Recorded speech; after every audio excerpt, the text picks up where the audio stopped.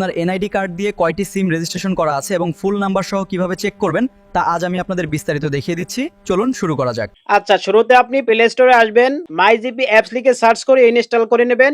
দেন এখান থেকে ওপেনে ক্লিক করবেন, সাইন ইনে ক্লিক করবেন।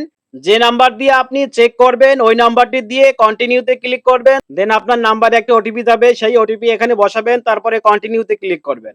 দেন এখান থেকে অ্যালাউতে ক্লিক করবেন, একটু নিচে আসবেন, এখান থেকে সিম ওরে ক্লিক করবেন, তারপরে আবারও নিচে আসবেন, মাই সিম জাস্ট এইখানে ক্লিক করবেন।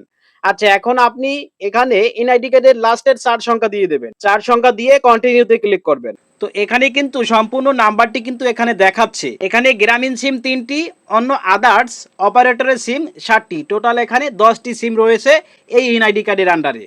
তো এইভাবে চাইলে কিন্তু যে কোনো অ্যাপসের সাহায্যে কিন্তু আপনি দেখে নিতে পারেন সম্পূর্ণ নাম্বারটি। তো আপনি সেম ভাবে এয়ারটেল অ্যাপস দিয়ে ট্রাই করবেন, রবি অ্যাপস দিয়ে ট্রাই করবেন, বাংলালিংক অ্যাপস দিয়ে ট্রাই করবেন, টেলিটক অ্যাপস দিয়ে ট্রাই করে আপনি কিন্তু দেখতে পারবেন। That's it. ভিডিওটি ভালো লাগলে অবশ্যই শেয়ার করে সবাইকে দেখার সুযোগ করে দেবেন আর পেজটিকে ফলো করতে পারেন।